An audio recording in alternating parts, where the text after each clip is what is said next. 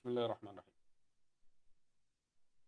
ഞാൻ social media പ്ലാറ്റ്ഫോമിൽ ഏറ്റവും സജീവമായിട്ട് ഉപയോഗിക്കുന്ന സാധനം ഫേസ്ബുക്കാണ്. ഈ ഫേസ്ബുക്ക് ഉപയോഗിക്കുന്നത് എൻ്റെ വ്യക്തിപരമായ നിലപാടുകൾ പറയാനാണ്.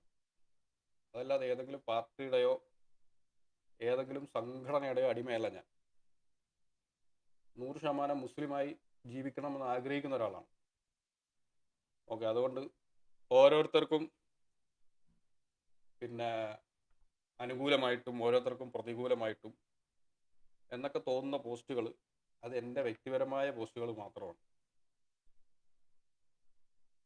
അതുകൊണ്ട് തന്നെ ചിലർക്ക് ചിലപ്പോൾ അനുകൂലിക്കാൻ തോന്നും, ചിലപ്പോൾ എതിർക്കാൻ തോന്നും.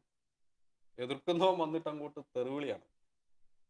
തെറിവിളിക്കുന്നവൻ വിളിച്ചോണ്ടിരിക്കും. നാളെ പടത്തിന് മുമ്പിൽ ഞാൻ എല്ലാവരെയും പിടിച്ചു നിർത്തും. തെമ്മാടിത്തരം പറയുന്നവനെയും തോന്നിയാസം പറയുന്നവനെയും ഈ തെറി വിളിക്കുന്നവനെയും എല്ലാം ഇൻഷാ അല്ലാഹ് നാളെ പടത്തിന് മുമ്പിൽ പിടിച്ചു നിർത്തും. അതിന് സംശയമൊന്നുമില്ലാത്ത കാര്യമാണ്. ഇനിയിപ്പം ഞാൻ പറയാത്ത കാര്യങ്ങളൊക്കെ ഞാൻ പിന്നെ മനസ്സാവാച അറിഞ്ഞിട്ടില്ലാത്ത പിന്നെ സ്ക്രീൻഷോട്ടൊക്കെ വെച്ചിട്ട് സൈബർ ആക്രമണമൊക്കെ ചെയ്യുന്നുണ്ട്. ഞാൻ പരിഗണിക്കുന്നില്ല. ഞാൻ ലീഗ് അല്ല എന്ന് ഞാൻ വിശ്വസിക്കുന്നില്ല. ഞാൻ ലീഗുകാരനായിട്ട് തന്നെ നിൽക്കാനാണ് ഞാൻ തീരുമാനിച്ചിട്ടുള്ളത്. സംഘടനാപരമായിട്ട് പല അഭിപ്രായ വ്യത്യാസങ്ങൾ എനിക്കുണ്ട്, പക്ഷെ അതല്ല. ഞാൻ ലീഗിന്റെ മുകളിൽ, എനിക്ക് ലീഗ് രാഷ്ട്രീയ പാർട്ടി എന്നുള്ളത് ഈ എൻ്റെ സംഘടനാ സാമൂഹിക ജീവിതത്തിൽ 2ാം സ്ഥാനത്ത് നിർത്തുന്ന സാധനമാണ് ഞാൻ മുസ്ലിം ലീഗ്. 1ാം സ്ഥാനത്ത് ജമിയത്തുൽ ഉലമായ ഹിന്ദിനെ തന്നെയാണ് നിർത്തുന്നത്. അതിൽ തന്നെ ഇപ്പം അതിൽ ചൊറിഞ്ഞുകൊണ്ട് വരും. ജമിയത്തുൽ ഉലമായ ഹിന്ദിന് 2 വിഭാഗമുണ്ട്, അർഷദ് മദനി വിഭാഗവും മഹമ്മൂദ് മദനി വിഭാഗവും. ഇതിൽ ഏതാണെന്നൊക്കെ ചോദിച്ചുകൊണ്ട് വരും. അർഷദ് മദനിയും മഹമ്മൂദ് മദനി ആണെങ്കിലും സയ്യിദന്മാരാണ്. ഹസനി ഹുസൈനി പാരമ്പര്യം ഒരുമിച്ച് ചേർന്ന മഹാപണ്ഡിതന്മാരാണ്. പിന്നെ പ്രവാചകന്റെ ചെറുമക്കളാണ്.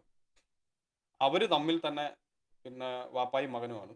അവരെന്തെങ്കിലും അഭിപ്രായ വ്യത്യാസം ഉണ്ടെങ്കിൽ അവർ തീർത്തോളും. അതിൽ ഞാൻ ഭാഗവാക്കല്ല. അവരെ രണ്ടുപേരെയും അംഗീകരിക്കുന്ന ആളാണ് ഞാൻ. മഹമ്മൂദ് മദനിയെയും അർഷദ് മദനിയെയും. ഇനിയിപ്പോൾ അവരുടെ കയ്യിൽ പെശക് വന്നാൽ അതും പറയും. അതിനെനിക്ക് മടിയൊന്നുമില്ല. അർഷദ് മദനിയുടെ ഭാഗത്ത് എന്തെങ്കിലും പ്രശ്നമുണ്ടെന്നുണ്ടെങ്കിൽ അത് ഞാൻ സോഷ്യൽ മീഡിയയിൽ എഴുതും. മഹമ്മൂദ് മദനിയുടെ ഭാഗത്തും എന്തെങ്കിലും പ്രശ്നമുണ്ടെങ്കിൽ അത് ഞാൻ സോഷ്യൽ മീഡിയയിൽ എഴുതും. അന്ന് അസദുദ്ദീൻ ഉവൈസി സാഹിബിനെതിരെ മഹമ്മൂദ് മദനി പറഞ്ഞപ്പോൾ കൃത്യമായിട്ട് അതിൻ്റെ പോസ്റ്റ് ചെയ്യാനിട്ട ആളാണ് ഞാൻ. അപ്പോൾ ഇതാണ് എൻ്റെ നിലപാട്. ഓക്കെ, ഇന്നനി ഞാൻ മുസ്ലിമീൻ എന്ന് മരണം വരെ പറയാൻ ആണ് ശ്രമിക്കുന്നത്. ഒരു സംഘടനയുടെയും ഒരു രാഷ്ട്രീയ പാർട്ടിയുടെയും അടിമയല്ല, അടിമയാകാൻ ആഗ്രഹിക്കുന്നുമില്ല. ഞാൻ എൻ്റെ ബുദ്ധി എൻ്റെ റബ്ബിന് പണയം വെച്ച ഒരാളാണ്. അതിൻ്റെ മുകളിൽ എനിക്ക് ആരെയും തൃപ്തിപ്പെടുത്തേണ്ട ആവശ്യമില്ല. ഓക്കെ, ഇനി വിഷയത്തിലോട്ട് വരാം. 7/4/2025 ആണ് മുസ്ലിം ലീഗ് ഉസ്മാൻ ഖനി ഖാൻ എന്ന് പറയുന്ന അഡ്വക്കേറ്റ്, ഉസ്മാൻ ഖനി ഖാൻ, അഡ്വക്കേറ്റിന്റെ പേര് പ്രത്യേകം ശ്രദ്ധിക്കണം. മുസ്ലിം ലീഗ് പിന്നെ എന്ത് ചെയ്യുന്നത്, റിട്ട് ഫയൽ ചെയ്യുന്നത്. വായിക്കേണ്ടവർക്ക് വായിക്കാം. അതിൽ 7/4/2025 PILW എന്ന് ചുമപ്പിൽ സെക്ഷൻ PILW പെൻഡിങ് എന്ന് കിടപ്പുണ്ട്. പെൻഡിങ്. അതിൻ്റെ താഴോട്ട് നോക്കിയാൽ അതിൻ്റെ ജഡ്ജിമാരാരാണെന്നും അത് പെൻഡിങ് 16/4 കേസെടുത്തു, 17/4 നീക്കി വെച്ചു. അതിൻ്റെ താഴെ കാറ്റഗറിയാണ് വന്നിരിക്കുന്നത്. ഇനി കേസ് എന്നെടുക്കുമെന്നോ ഒന്നും പറഞ്ഞിട്ടില്ല. ഇനി ഇത് ജമിയത്തുൽ ഉലമായ ഹിന്ദിന്റെ അർഷദ് മദനിക്ക് വേണ്ടി പിന്നെ ഫുലൈൽ അഹമ്മദ് അയ്യൂബി എന്ന് പറയുന്ന അഡ്വക്കേറ്റ് ഫയൽ ചെയ്ത റിട്ടിന്റെ ഡേറ്റ് ആണ്. നോക്കിക്കോ, 6/4/2025. 6/4/2025. 6/4/2025. അതിന്റെ താഴോട്ട് വായിച്ചാൽ എന്ത് കാണാം? 17/4/2025 വീണ്ടും കേസെടുത്തു എന്ന് കാണാം. ഇനി കാറ്റഗറി, സ്റ്റാറ്റസ്, സ്റ്റേജ്, അതിന്റെ താഴെ നോക്കിക്കോ 5/5/2025 എന്ത് കാണാം? 5/5/2025 വീണ്ടും കേസെടുക്കുന്നു എന്ന് കാണാം. അതായത് അർഷദ് മദനിയുടെ കേസ്. ഫുലൈൽ അഹമ്മദാണ് അർഷദ് മദനിയുടെ വക്കീല്. ഇത് സുപ്രീം കോടതിയുടെ ആ ഇടക്കാല വിധി വന്നതിന്റെ ആമുഖമാണ്. 276 നമ്പറിൽ അർഷദ് മദനി ഫയൽ ചെയ്ത പെറ്റീഷൻ. ഇനി അർഷദ് മദനിയുടെ വക്കീല് കപിൽ സിബലിന്റെ തൊട്ട് താഴെ ഫുലൈൽ അഹമ്മദിന്റെ പേര് കാണാം. തൊട്ട് താഴെ മുസ്ലിം ലീഗിന്റെ വക്കീലായ ഉസ്മാൻ ഖനി എന്നുള്ള പേര് ഇവിടെ എവിടെങ്കിലും ഉണ്ടെങ്കിൽ ലീഗുകാരൊന്ന് പറയണം. ഒന്ന് മുസ്ലിം ലീഗുകാർ ഇതിന്റെ താഴെ എവിടെയാണ്? ഇപ്പൊ ഫുലൈൽ അഹമ്മദ്, ഇപ്പൊ ചന്ദ്രികയുടെ സബ് എഡിറ്റർ ഷെരീഫ് സാഹിബ് വന്നിട്ട് ഇന്നലെ മുതൽ പറയുന്നതാണ്, വക്കീലിന്റെ പേര് നോക്ക്, വക്കീലിന്റെ പേര് അവിടെ കപിൽ സിബൽ കാണൂല, നോക്ക വക്കീലിന്റെ പേര് കപിൽ സിബൽ കാണൂല. ഫുലൈൽ അഹമ്മദ് അയ്യൂബി എന്ന് പറഞ്ഞ ജമിയത്തുൽ ഉലമായ ഹിന്ദിന്റെ റിട്ട് ഫയൽ ചെയ്ത വക്കീലിന്റെ പേര് എവിടെയുണ്ട്? കപിൽ സിബലിന്റെ തൊട്ട് താഴെയുണ്ട്. മുസ്ലിം ലീഗിന്റെ റിട്ട് ഫയൽ ചെയ്ത ഉസ്മാൻ ഖനിയുടെ പേര് എവിടെയുണ്ട്? ഇതിലുണ്ടോ? ഇല്ലല്ലോ. ഇത് വിധി വന്ന പിന്നെ സുപ്രീം കോടതിയുടെ തന്നെ ഫയലാണിത്. ഓക്കെ. ഇനി അടുത്ത വാദം എന്ന് പറയുന്നത് ലീഗുകാർ എവിടെയും അവകാശപ്പെട്ടിട്ടില്ല മുസ്ലിം ലീഗിന്റെ വക്കീൽ കപിൽ സിബലാണെന്ന്. ഇത് ഇന്നത്തെ ചന്ദ്രിക പത്രമാണ്.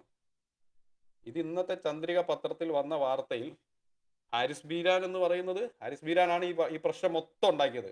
മാധ്യമങ്ങളെ തെറ്റിദ്ധരിപ്പിച്ചതും പാർട്ടി പ്രവർത്തകരെ തെറ്റിദ്ധരിപ്പിച്ചതും പാർട്ടിയെ തെറ്റിദ്ധരിപ്പിച്ചതും എന്റെ കാഴ്ചപ്പാടിൽ ഹാരിസ് ബീരാനാണ്. ഹാരിസ് ബീരാൻ പറഞ്ഞു 2 ദിവസം കപിൽ സിബൽ സുപ്രീം കോടതിയിൽ മുസ്ലിം ലീഗിന് വേണ്ടി ഹാജരായിരുന്നത്. എന്തിനാണ് ഈ വിഡ്ഢിത്തരവും ഇതിങ്ങനെ പറഞ്ഞിട്ട് പിന്നെ ആടിനെ പട്ടിയാക്കി സ്വന്തമാക്കുന്നത്? ഇത് മുസ്ലിം ലീഗിന്റെ ഔദ്യോഗികമായ പിന്നെ പേജിൽ വന്ന വാർത്തയാണ്. മുസ്ലിം ലീഗിന് വേണ്ടി സുപ്രീം കോടതിയിൽ കപിൽ സിബൽ. അവിടെ പിന്നെ എന്താണ് ഇത്? ഇൻസ്റ്റഗ്രാം പേജിൽ വന്നതാണ് മുസ്ലിം ലീഗിന്റെ. അവരുടെ പേജിൽ വന്ന കാർഡാണ്, ന്യൂസ് കാർഡാണിത്. അപ്പം ഇത് ലീഗിന്റെ ഔദ്യോഗിക സോഷ്യൽ മീഡിയ ഹാൻഡിലുകളിൽ മുസ്ലിം ലീഗിന്റെ വക്കീൽ കപിൽ സിബലാണെന്ന് പറഞ്ഞു വന്നിട്ടുണ്ട്. ഇനി കപിൽ സിബലാണെന്ന് പറഞ്ഞു, കപിൽ സിബലാണെന്ന് ഞങ്ങളാരും പറഞ്ഞിട്ടില്ല എന്ന് പറഞ്ഞാലും വരണ്ട. ഇത്രയും നേരം വാദിച്ചതും കപിൽ സിബൽ മുസ്ലിം ലീഗിന് വേണ്ടി വാദിച്ചു, മുസ്ലിം ലീഗിന്റെ ഇതാണ് എടുത്തതെന്നാണല്ലോ. ഇനി മനസ്സിലാക്കിക്കോ, ഇത്രയും കാണിച്ചത് മുസ്ലിം ലീഗിന്റെ കേസ് പെൻഡിങ്ങിലാണ്. മുസ്ലിം ലീഗ് കൊടുത്ത കേസ് ഫയൽ പെൻഡിങ്ങിലാണ്. 16-ാം തീയതി അത് പിന്നെ 72 പേരുടെയും ഒന്നിച്ച് പരിഗണിച്ചു. ആദ്യത്തെ 10 പേരുടെ മാത്രമേ കേൾക്കുള്ളൂ എന്ന് കോടതി പറഞ്ഞു. അതിൽ സമസ്തയുടേത് ഉണ്ടായിരുന്നു, ജമിയത്തുൽ ഉലമായ ഹിന്ദിന്റെ ഇതുണ്ടായിരുന്നു, പിന്നെ അസദുദ്ദീൻ ഉവൈസി സാഹിബിന്റെ ഉണ്ടായിരുന്നു. അതിനുശേഷം ഇടക്കാല ഉത്തരവ് പുറപ്പെടുവിച്ചു. അതിനുശേഷം ഇനി 5-ാം തീയതി, മെയ് 5-ാം തീയതി 5 ആളുകളുടേത് മാത്രമേ എടുക്കുള്ളൂ. ഞാൻ മനസ്സിലാക്കിയിടത്തോളം ഈ 5 പേരുടെയും എടുക്കാൻ മറ്റുള്ള 5 ആളുകളും കൂടി തീരുമാനിച്ചിട്ട് ഈ 5 ആളുകളെ നിയോഗിക്കുകയായിരുന്നു. അങ്ങനെയാണ് ഈ 5 പേരെ തീരുമാനിച്ചിരിക്കുന്നത്. അതിൽ കേരളത്തിൽ നിന്നിട്ട് ആരുമില്ല, സമസ്ത ഉൾപ്പെടെ ആരുമില്ല. അപ്പോൾ സമസ്ത ലീഗിൻ്റെതാണെന്ന് പറഞ്ഞിട്ട് ഇപ്പോൾ സമസ്ത കേസിന് പോയപ്പം സമസ്ത എന്തിന് കേസിന് പോയി എന്നായി. അതൊക്കെ എന്ത് ഒരു സംഘടനാബോധമാണ് ഇത്? ഇത് അള്ളാഹുവിന് വേണ്ടിയിട്ടാണ് സംഘടനയും പിന്നെ ഈ സാമൂഹ്യ പ്രവർത്തനവും ഒക്കെ നടത്തേണ്ടത്. അല്ലാതെ ആരെയെങ്കിലും ബോധ്യപ്പെടുത്താനോ ആരെയെങ്കിലും തൃപ്തിപ്പെടുത്താനോ എന്തിനാണ് അതിനു വേണ്ടി നടക്കുന്നത്? ഇതിപ്പം പിന്നെ ചിലർ അൺഫ്രണ്ട് ക്യാമ്പയിനും പിന്നെ അതേപോലെ സൈബർ ആക്രമണമൊക്കെ നടത്തുന്നുണ്ട്. ഞാൻ ഭയങ്കരമായിട്ട് ആരെയൊക്കെ തെറി വിളിച്ചു എന്നൊക്കെ പറഞ്ഞിട്ട് എൻ്റെ പേരിൽ കാർഡൊക്കെ ഇറക്കുന്നുണ്ട്. ഞാൻ അതിൽ ഒട്ടും പിന്നെ എന്താണ്, എനിക്ക് അതിനെപ്പറ്റി ഒന്നും പറയാനില്ല. നിങ്ങൾക്ക് സൗകര്യമുള്ളതൊക്കെ ചെയ്തോ, നിങ്ങൾക്ക് സൗകര്യമുള്ളതൊക്കെ തെറിയൊക്കെ വിളിച്ചോ. ഇതൊന്നും എൻ്റെ പ്രശ്നമല്ല. തെറിയൊക്കെ വിളിക്കുന്നതിന് നാളെ കുറച്ചു മുമ്പ് ഞാൻ പിടിച്ചു നിർത്തിക്കോളാം. അത് പ്രശ്നം എൻ്റെ വിഷയമേ അല്ല, സബ്ജക്റ്റേ അല്ലത്.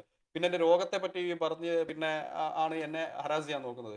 അതും നിലവിൽ എൻ്റെ പ്രശ്നമല്ല. കാരണം ഞാൻ വിചാരിച്ചത് എൻ്റെ രോഗത്തെപ്പറ്റി പറഞ്ഞ് എന്നെ മോശപ്പെടുത്താൻ വരുന്നത് കാന്തപുരം വിഭാഗം മാത്രമാണെന്നുള്ളത്. ഞാൻ അവർക്കെതിരെ കുറേ ആ വിഷയത്തിൽ ഞാൻ അവർക്കെതിരെ കുറേ പ്രതികരിക്കുകയും അവരുടെ കുറേ നേതാക്കൾ തന്നെ എൻ്റെ പേഴ്സണലിൽ വരികയും ഇനി നമ്മൾ അത്തരത്തിലുള്ള കാര്യങ്ങൾ നിയന്ത്രിക്കാമെന്ന് പറയുകയും അത് പൂർണ്ണമായിട്ട് നിയന്ത്രിക്കപ്പെട്ടിട്ടുമുണ്ട്. ഇപ്പോൾ പിന്നെ ഈ മുസ്ലിം ലീഗിൻ്റെ സൈബർ അന്തങ്ങൾ എന്ന് പറയുന്ന സ്വാലിഹ് കണ്ണൂത്തും നിഷാൻ പരപ്പനങ്ങാടിയും പോലെയുള്ള അവർ ഇങ്ങനെ തിളപ്പിച്ച് അവരുടെ പ്രൊഫൈലിൽ എനിക്കെതിരെ പോസ്റ്റ് ഇട്ട് മറ്റുള്ള ആളുകളെ ഇങ്ങനെ തിളപ്പിച്ചിട്ട് വിടുന്ന ഒരു പരിപാടി ഉണ്ടല്ലോ.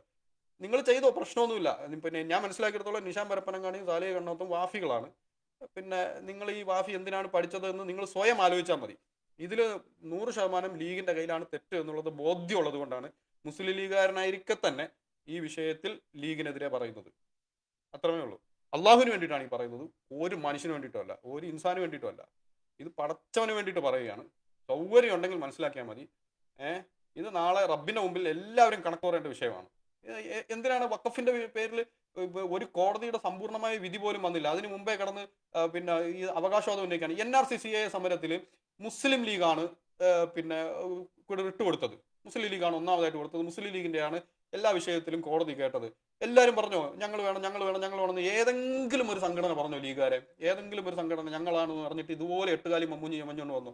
ഇപ്പൊ NRC-CAA സമരത്തിൽ ഒന്നാമത് ഞങ്ങൾ വന്നു, ഇനി എല്ലാത്തിലും ഒന്നാമത് ലീഗ് തന്നെ ആയിരിക്കണം എന്നുള്ള ചിന്തയൊക്കെ ഒരു എന്താണ് 90s 80s ചിന്തയാണ്. ഇതൊക്കെ EMSന്റെ കാലത്തെയും അച്യുതമേനോന്റെ കാലത്തെയും ഒക്കെ ലീഗുകാരുടെ ചിന്തയാണ് ഈ ചിന്ത. ഇതൊക്കെ ഈ പുതിയ കാലഘട്ടത്തിൽ സോഷ്യൽ മീഡിയ ഓഡിറ്റിംഗ് നടക്കുന്ന ഈ കാലഘട്ടത്തിൽ നിങ്ങൾ പിന്നെ ഇത് നിങ്ങൾ ഈ നുണ പറഞ്ഞു കഴിഞ്ഞാൽ ചന്ദ്രികയിൽ കൂടെയും നിങ്ങളുടെ സോഷ്യൽ മീഡിയ ഹാൻഡിലുകളിൽ കൂടെയും നുണ പറഞ്ഞാൽ ആരെങ്കിലും വിശ്വസിക്കുമോ? നിങ്ങൾ നിസ്സാരമായിട്ടൊന്ന് ചിന്തിച്ചു നോക്ക്. നേതാക്കന്മാർ വേണമെങ്കിൽ അണികളെ തിരുത്തുക, സത്യസന്ധമായ വാർത്തകൾ ചന്ദ്രികയിലാണെങ്കിലും എവിടെയാണെങ്കിലും കൊടുക്കുക. പിന്നെ നിങ്ങളുടെ സമസ്തയിലെ പിന്നെ മരം എന്ന് നിങ്ങൾ വിളിക്കുന്ന വിഭാഗവുമായിട്ടോ അവരുടെ പ്രശ്നങ്ങളുമായിട്ടോ ലീഗിൽ അവർക്കെതിരെ നിൽക്കുന്ന ആളുകളുമായിട്ടോ ഒന്നും ഞാൻ പറയുന്ന വിഷയത്തിന് ബന്ധമില്ല. ജംഇയ്യത്തുൽ ഉലമായെ ഹിന്ദിന്റെ പിന്നെ അവർ പൈസ മുടക്കി ഒരു സിറ്റിങ്ങിന് 10-30 ലക്ഷം രൂപയാണ് കപിൽ സിബൽ വാങ്ങുന്നത്. അവർ പൈസ മുടക്കി, അവർ മെനക്കെട്ട്, അവരുടെ വക്കീലന്മാർ പിന്നെ ജംഇയ്യത്തുൽ ഉലമ ആകെ ഇന്ത്യയിൽ 2 ആളുകളാണ് ഇതിനു വേണ്ടിയിട്ട് ഒരു ലോയേഴ്സ് കോർഡിനേഷൻ ഉണ്ടാക്കിയത്. അത് ഒന്ന് ജംഇയ്യത്തുൽ ഉലമാ ഹിന്ദും ഒന്ന് അസദുദ്ദീൻ ഉവൈസി സാഹിബിന്റെ നേതൃത്വത്തിൽ all India Muslim personal law ബോർഡുമാണ്. അവിടെ ഒന്നും മുസ്ലിം ലീഗിന് പങ്കില്ല. ഈ പങ്കില്ലാത്ത ഒരു വിഷയത്തിൽ പിന്നെ കൊണ്ടുവന്നിട്ട് അതും മുസ്ലിം ലീഗിന്റെ ഫയൽ പോകുന്നത്, നിങ്ങൾ ആ ഫയൽ പരിശോധിച്ചാൽ 12-ാം തീയതിയാണ് ഫയൽ കയറുന്നത്. ഈ പിന്നെ ഇതിൽ തന്നെ ഏതിൽ സുപ്രീം കോടതിയുടെ സൈറ്റിൽ 5-ാം തീയതി തന്നെ ജംഇയ്യത്തുൽ ഉലമാ ഹിന്ദിന്റെ ഫയൽ കയറിയിട്ടുണ്ട്. അസദുദ്ദീൻ ഉവൈസി സാഹിബിന്റെ ഫയൽ 5-ാം തീയതി കയറിയിട്ടുണ്ട്, ഏപ്രിൽ 5-ാം തീയതി. അവരൊക്കെ നേരത്തെ ഈ കാര്യങ്ങൾ ലോയേഴ്സിനെയൊക്കെ വിളിച്ചു വെച്ച് ചേർത്തിട്ട് നിങ്ങൾ അവസാനം പോയി കപിൽ സിബലിന്റെ വീട്ടിൽ പോയി ചായ കുടിച്ചിട്ട് BGM ഇട്ട് വീഡിയോ ഇട്ട് കഴിഞ്ഞ് കഴിഞ്ഞാൽ അതിൽ ഈ സമൂഹത്തിനെ കളിയാക്കുന്നത് പോലാണ് ഇത് തോന്നുന്നത്. അതുകൊണ്ട് ഈ പരിപാടി നിർത്തിക്കോ. അത് എനിക്കതേ പറയാനുള്ളൂ. സ്നേഹബുദ്ധിയാ ഉപദേശിക്കാണ്. നിങ്ങൾ ഈ നുണപ്രചരണം അവസാനിപ്പിച്ചിട്ട് നിങ്ങളുടെ ഭാഗത്തുള്ള തെറ്റ് നിങ്ങൾ അംഗീകരിച്ചിട്ട് ബാക്കിയുള്ള ഈ മുന്നിൽ നിൽക്കുന്ന സംഘടനകൾ നയിക്കട്ടെന്നേ. നിങ്ങൾ തന്നെ നയിച്ചാലേ ഈ കാര്യങ്ങൾ ശരിയാകൂന്നൊന്നും ഇല്ലല്ലോ. എല്ലാ മുസ്ലിം സംഘടനകളും സ്വയം പര്യാപ്തരാണ്. സമസ്തയാണെങ്കിലും സമസ്ത EK വിഭാഗമാണെങ്കിലും AP വിഭാഗമാണെങ്കിലും ഏത് വിഭാഗമാണെങ്കിലും അവരെല്ലാം സ്വയം പര്യാപ്തരാണ്. മുസ്ലിം ലീഗിന്റെ താങ്ങ് കിട്ടിയാലേ ഈ സംഘടനയൊന്നും മുന്നോട്ട് പോകുന്നൊന്നും ഒരു ബോധ്യവും ആർക്കും ഒരു തോന്നലും ആർക്കും വേണ്ട. അതുകൊണ്ട് ഇപ്പൊ ജംഇയ്യത്തുൽ ഉലമാ ഹിന്ദ് ആണെങ്കിലും പിന്നെ all India Muslim personal law ആണെങ്കിലും അസദുദ്ദീൻ ഉവൈസി സാഹിബ് ആണെങ്കിലും അവരെല്ലാം സ്വയം പര്യാപ്തരാണ്. അതുകൊണ്ട് പിന്നെ ഇങ്ങനെ നുണ പറഞ്ഞ് ഈ വിഷയത്തിൽ പിന്നെ എട്ടുകാലി മമ്മൂഞ്ഞി ചമയാൻ നിൽക്കാതെ സ്വയം ഈ വിഷയത്തിൽ നിന്ന് നിങ്ങൾക്ക് വിരമിച്ച് പോകലാണ് നല്ലത്. അതിനുവേണ്ടി മാത്രമാണ് ഈ തെളിവ് വെച്ച് ഈ പരിപാടി ഞാൻ ചെയ്തത്. ഇൻഷാ അല്ലാഹ്. അസ്സലാമു അലൈക്കും വറഹ്മത്തുള്ളാഹി.